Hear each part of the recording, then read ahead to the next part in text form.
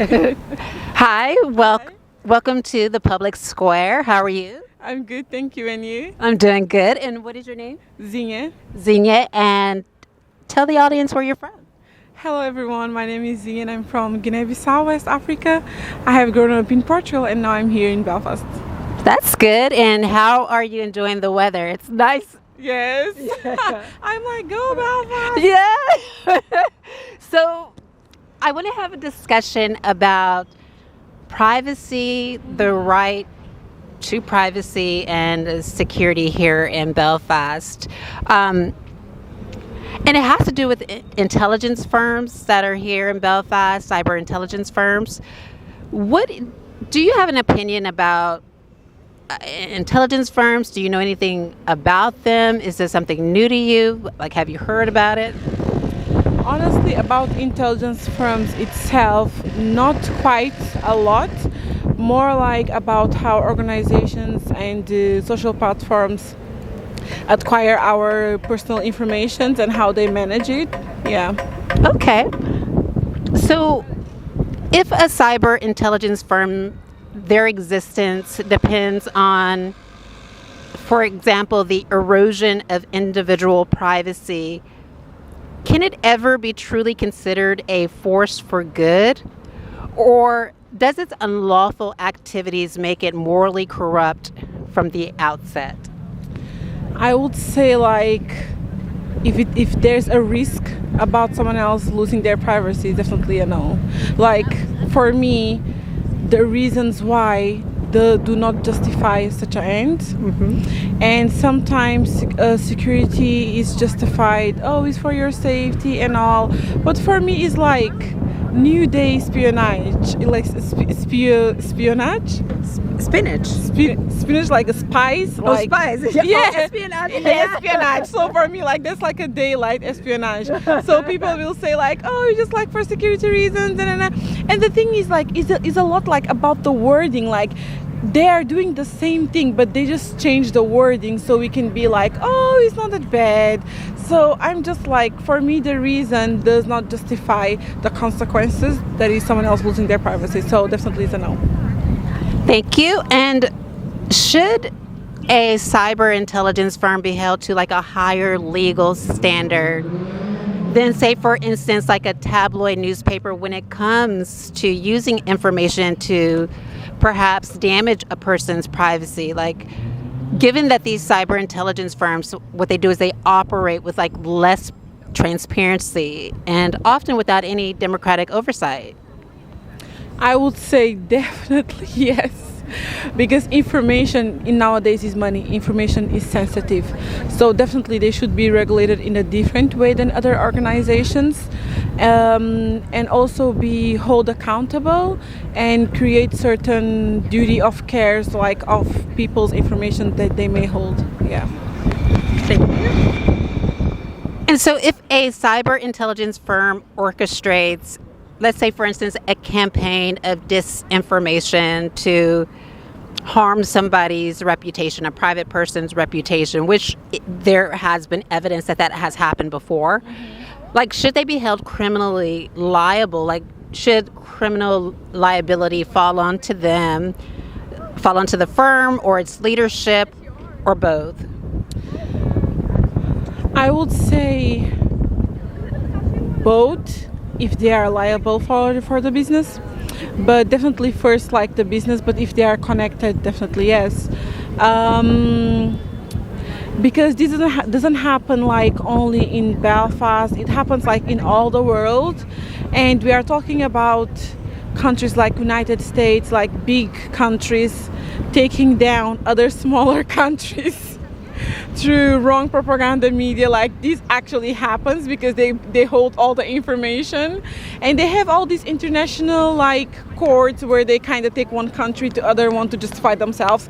So out of the business itself, if a company does it also through the business where they get their information, they also should take like accountability and face the consequences of their actions, because they are actually bigger than just targeting one people. They are targeting a population, they are targeting a country. So I'm just giving an example how a small thing can actually escalate, and definitely yes, they should be taken like accountable of the situations.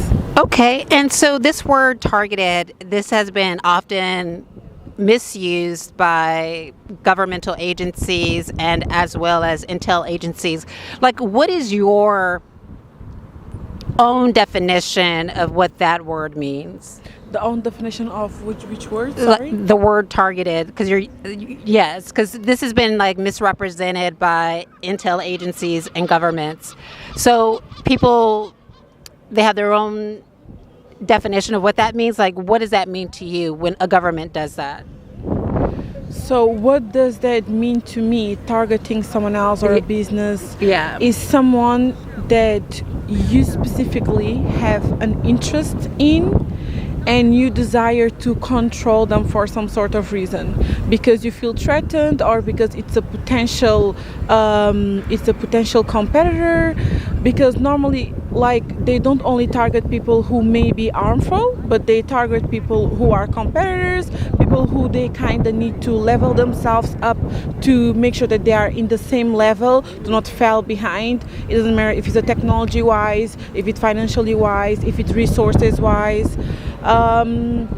And this clearly happens like to high profile people, but it also happens to us, like grounded people.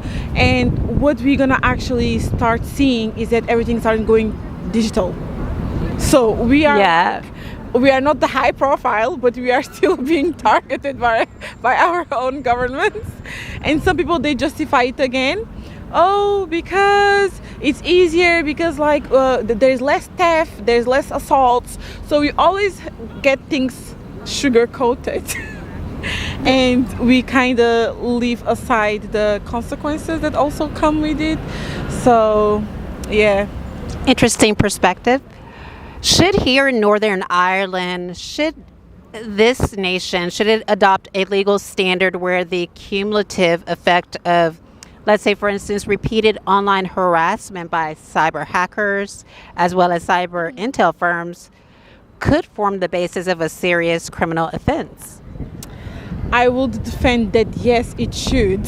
But unfortunately, the laws that we have at the moment, I actually discussed this in a meeting like a few weeks ago around immigration and the recent issues that we had like a couple of years.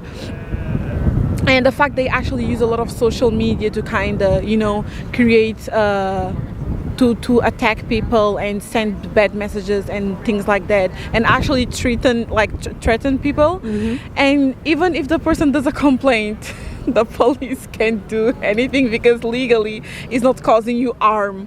You know what I mean? And I'm like, we discuss so much about mental health. Like, this is harming the person mentally, so it kind of, I completely agree, like, this is a policy that should be reviewed and reaccessed, so this can be discussed, because people can just be like harassed on social media and nothing happen, just because you are not facing, how I can explain, I just mentioned the word a few minutes ago, so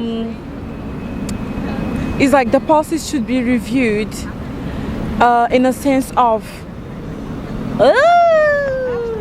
should we I guess to sum it up, should the protections, oftentimes when we think about mental health, mm-hmm. The government and these intel firms are arguing that it's the victim with a problem, and the victim is not able to distinguish when their privacy is being violated. And I think when we think about mental health, we're putting, I guess, the burden of proof on the victim to demonstrate that there is a harm happening. But should we strengthen the reverse burden on the state, for the state to demonstrate that the person is being victimized and harmed? For example,